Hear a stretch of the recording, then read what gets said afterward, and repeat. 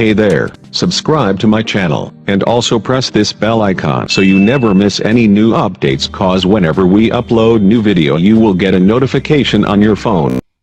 You will hear a conversation between two friends called George and Nina about a summer music festival. First, you have some time to look at questions 1 and 2.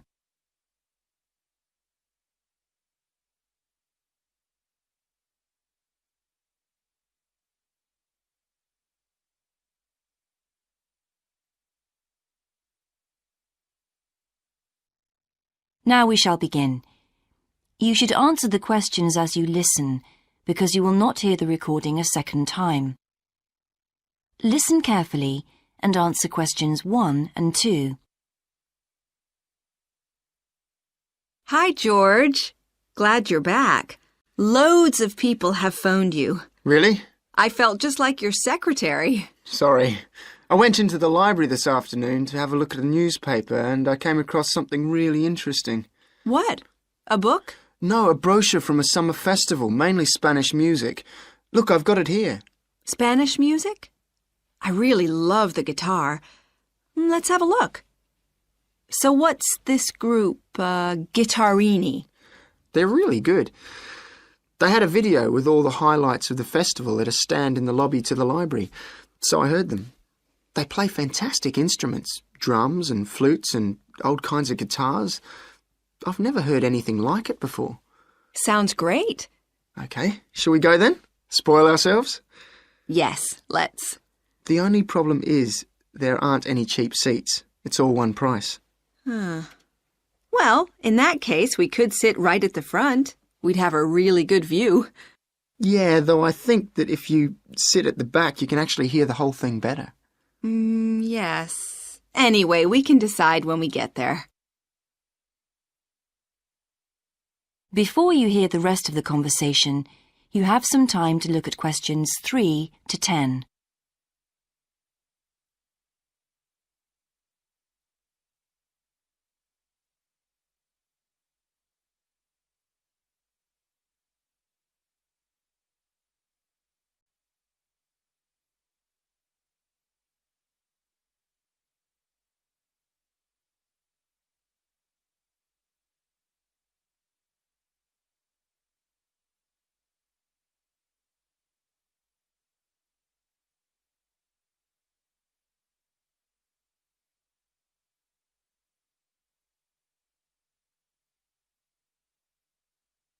Now listen and answer questions 3 to 10.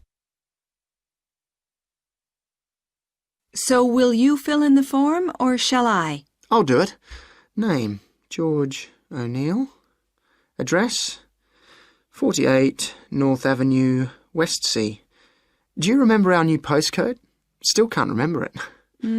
Just a minute. I've got it written down here.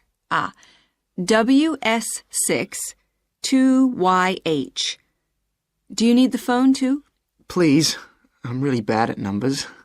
01674 553 242. So let's book 2 tickets for Guittarini. Okay. If you're sure $7.50 each is all right. How do you feel about the singer? I haven't quite decided. But I've noticed something on the booking form that might just persuade me. What's that then? Free refreshments. Really? Yes, look here. Sunday, 17th of June. Singer. Ticket, £6, includes drinks in the garden. Sounds like a bargain to me. Yes. Let's book 2 tickets for that. So, what else? I'm feeling quite keen now. How about the pianist on the 22nd of June? Anna Ventura? I've just remembered that's my evening class night. That's okay. I'll just have to go on my own. But we can go to the Spanish dance and guitar concert together, can't we? Yes, I'm sure Tom and Kieran would enjoy that too. Good heavens, £10.50 a ticket. I can see we're going to have to go without food for the rest of the week. We'll need to book 4. Wish we were students. Look, children, students, and senior citizens get a 50% discount on everything. If only. That is the end of section 1. You now have half a minute to check your answers.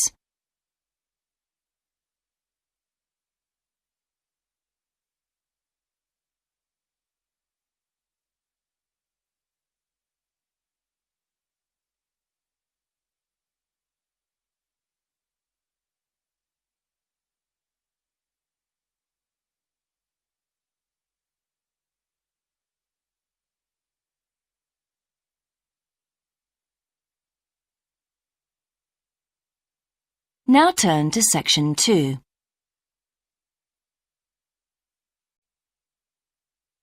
Section 2. You will hear the education officer of a dinosaur museum giving information to some teachers who are planning a school visit. First, you have some time to look at questions 11 to 15.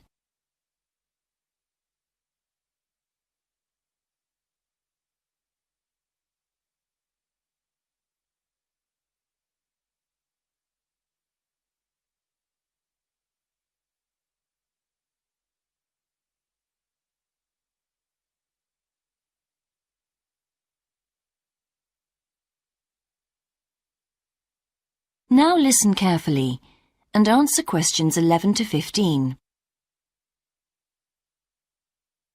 Hello, and thank you for asking me to your teachers' meeting to talk about the Dinosaur Museum and to tell you a bit about what you can do with your students there.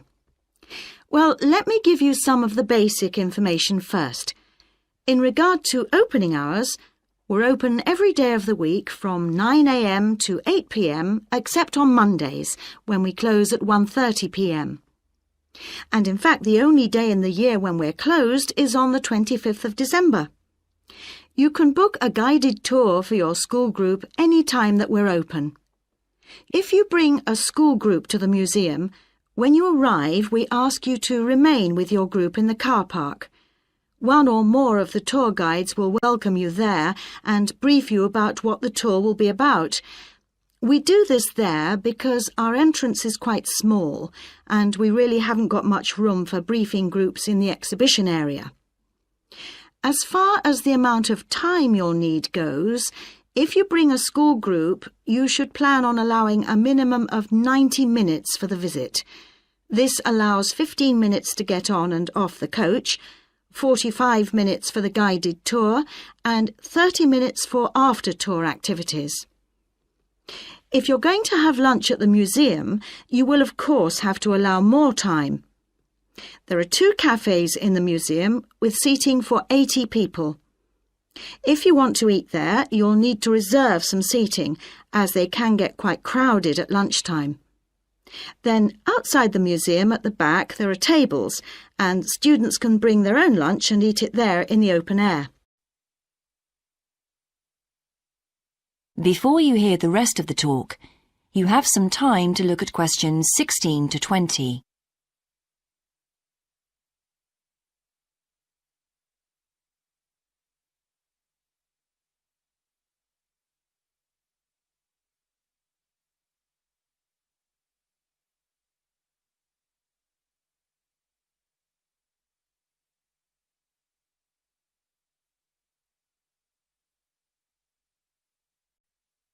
Now listen and answer questions 16 to 20.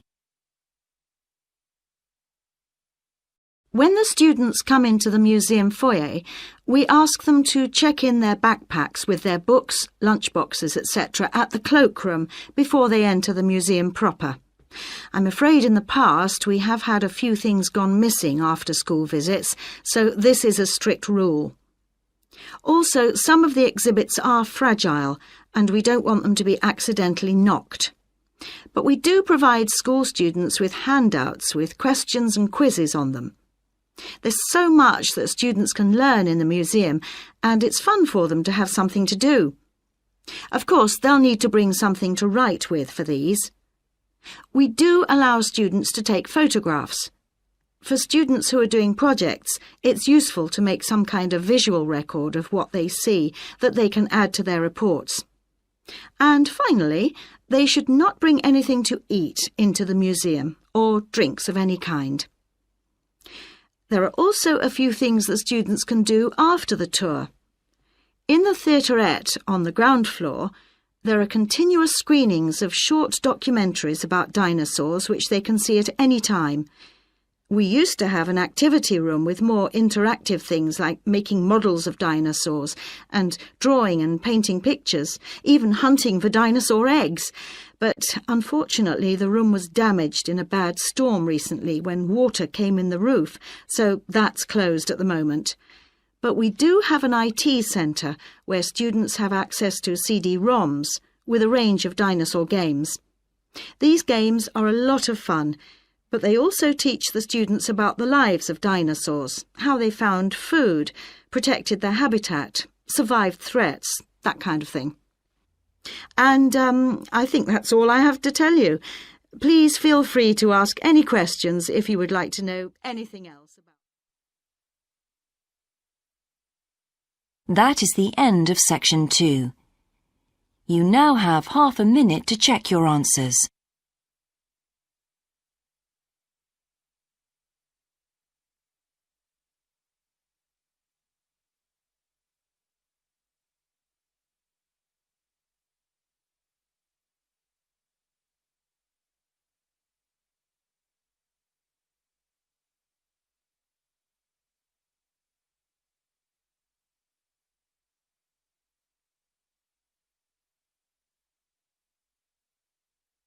Now turn to section 3.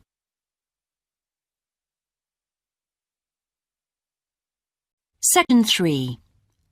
You will hear a student called Sandra talking to her tutor about a draft proposal she has written for a competition. First, you have some time to look at questions 21 to 24.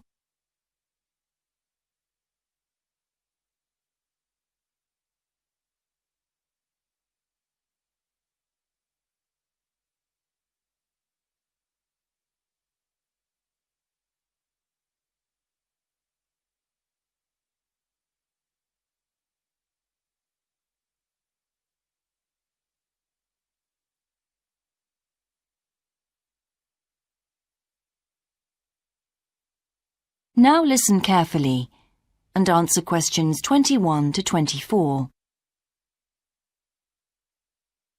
Right, Sandra. You wanted to see me to get some feedback on your group's proposal, the one you're submitting for the Geography Society field trip competition. Uh-huh. I've had a look through your proposal, and I think it's a really good choice. Oh. In fact, I only have a few things to say about it, but even in an outline document like this, you really have to be careful to avoid typos and problems with layout in the proposal, and even in the contents page. So read it through carefully before submitting it, okay? Will do. And I've made a few notes on the proposal about things which could have been better sequenced. Okay. As for the writing itself, I've annotated the proposal as and where I thought it could be improved. Generally speaking, I feel you've often used complex structures and long sentences for the sake of it, and as a consequence, although your paragraphing and inclusion of subheadings help, it's quite hard to follow your train of thought at times. Oh. So, cut them down a bit, can you? Really? Yes, and don't forget simple formatting like numbering. Didn't I use page numbers? I didn't mean that. Look, you've remembered to include headers and footers, which is good, but listing ideas clearly is important. Number them or use bullet points, which is even clearer. Then you'll focus the reader on your main points. I thought your suggestion to go to the Navajo Tribal Park was a very good idea. No, I've always wanted to go there. My father was a great fan of cowboy films and the Wild West, so I was subjected to seeing all the epics, many of which were shot there. Mm-hmm. As a consequence, it feels very familiar to me, and it's awesome, both geographically and visually. So it's somewhere I've always wanted to visit. The subsequent research I did and the online photographs made me even keener. Before you hear the rest of the conversation, you have some time to look at questions 25 to 30.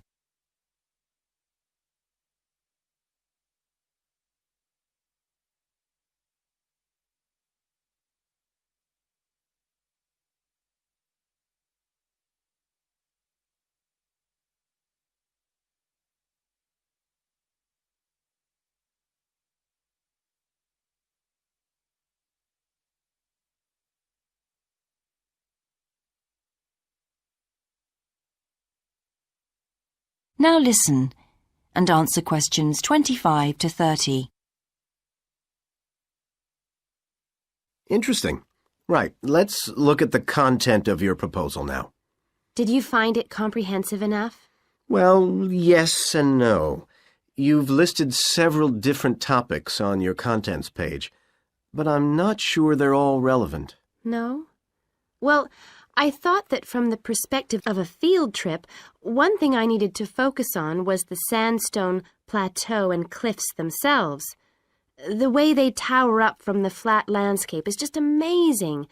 The fact that the surrounding softer rocks were eroded by wind and rain, leaving these huge outcrops high above the plain. It's hardly surprising that tourists flock to see the area. Well, yes, I'd agree with including those points. And then the fact that it's been home to Native American Navajos and all the social history that goes with that.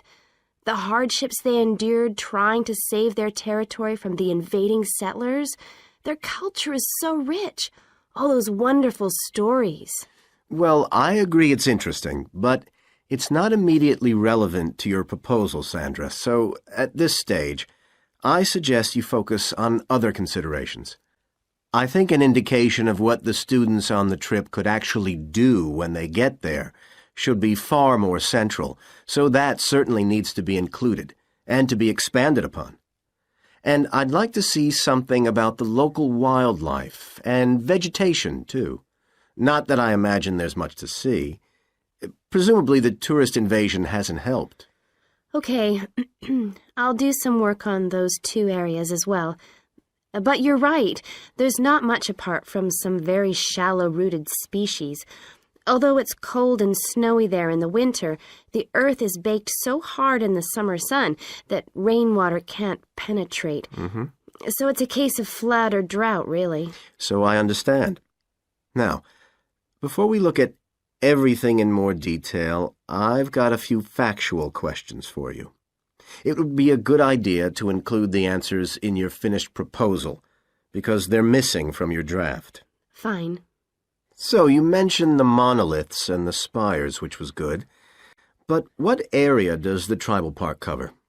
Do you know? 12,000 hectares, and the plain is at about 5,850 meters above sea level. Larger than I expected. Okay, where's the nearest accommodation? That's a practical detail that you haven't included. Have you done any research on that? Yes. There's nowhere to stay in the park itself, but there's an old trading post called Goulding quite near. All kinds of tours start from Goulding, too. What kind of tours? Well, the most popular are in four-wheel drive Jeeps, but I wouldn't recommend hiring those. I think the best way to appreciate the area would be to hire horses instead and trek around on those. Biking is not allowed, and it's impossible to drive around the area in private vehicles. The tracks are too rough. Okay. Lastly, what else is worth visiting there? There are several caves, but I haven't looked into any details. I'll find out about them. Okay, good. Now what I'd like to know is more about... That is the end of section 3.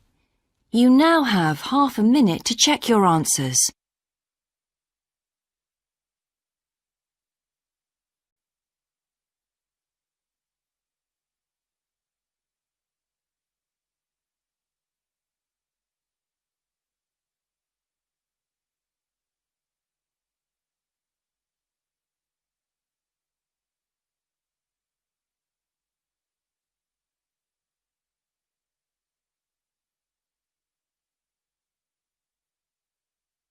Now turn to section 4.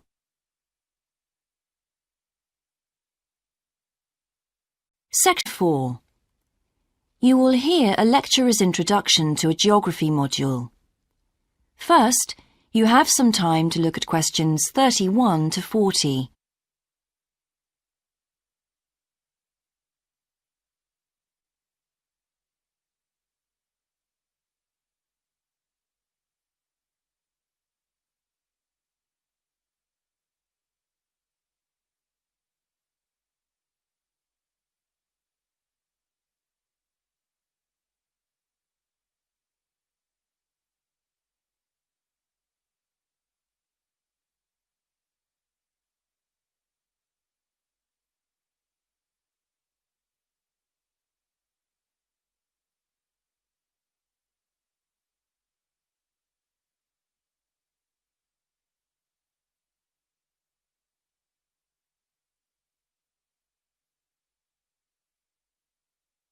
Now listen carefully and answer questions 31 to 40. So, welcome to your introductory geography lecture. We'll begin with some basics. Firstly, what do we learn by studying geography? Well, we learn a great deal about all the processes that have affected and that continue to affect the Earth's surface. But we learn far more than that, because studying geography also informs us about the different kinds of relationships that develop between a particular environment and the people that live there. Okay, we like to think of geography as having two main branches. There's the study of the nature of our planet, its physical features, what it actually looks like, and then there's the study of the ways in which we choose to live and of the impact of those on our planet. Our current use of carbon fuels is a good example of that. But there are more specific study areas to consider too, and we'll be looking at each of these in turn throughout the semester. These include biophysical geography, by which I mean the study of the natural environment and all its living things. Then there's topography. That looks at the shapes of the land and oceans. There's the study of political geography, and social geography too, of course, which is the study of communities of people. We have economic geography, in which we examine all kinds of resources and their use, agriculture, for example. Next comes historical geography, the understanding of how people and their environments and the ways they interact have changed over a period of time. And urban geography, an aspect I'm particularly interested in, which takes as its focus the location of cities, the services that those cities provide, and migration of people to and from such cities. And lastly, we have cartography. That's the art and science of map making. You'll be doing a lot of that. So, to summarise before we continue, we now have our key answer. Studying this subject is important because without geographical knowledge, we would know very little about our surroundings and we wouldn't be able to identify all the problems that relate to them.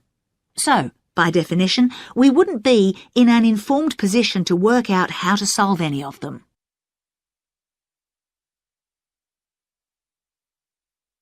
Okay, now for some practicalities. What do geographers actually do? Well, we collect data to begin with. You'll be doing a lot of that on your first field trip. How do we do this? There are several means. We might, for example, conduct a census, count a population in a given area perhaps. We also need images of the Earth's surface which we can produce by means of computer generation technology or with the help of satellite relays. We've come a very long way from the early exploration of the world by sailing ships, when geographers only had pens and paper at their disposal. After we've gathered our information, we must analyse it. We need to look for patterns, most commonly those of causes and consequences. This kind of information helps us to predict and resolve problems that could affect the world we live in. But we don't keep all this information confidential. We then need to publish our findings so that other people can access it and be informed by it. And one way in which this information can be published is in the form of maps. You'll all have used one at some stage of your life already. Let's consider the benefits of maps from a geographer's perspective. Maps can be folded and put in a pocket and can provide a great store of reference when they're collected into an atlas. They can depict the physical features of the entire planet if necessary, or just a small part of it in much greater detail. But there is a drawback. You can't exactly replicate something that is three-dimensional, like our planet, on a flat piece of paper, because paper has only 2 dimensions. And that means there'll always be a certain degree of distortion on a map. It can't be avoided. We can also use aerial photographs, pictures taken by cameras at high altitude above the Earth. These are great for showing all kinds of geographical features that are not easy to see from the ground. You can easily illustrate areas of diseased trees or how much traffic is on the roads at a given time, or information about deep sea beds, for example. Then there are Landsats. These are satellites that circle the Earth and transmit visual information to computers at receiving stations. They circle the Earth several times a day and can provide a massive information. You'll all be familiar with the information they give us about the weather, for example. So, what we're going to do now is look at a short presentation in which you'll see all these tools. That is the end of section 4. You now have half a minute to check your answers.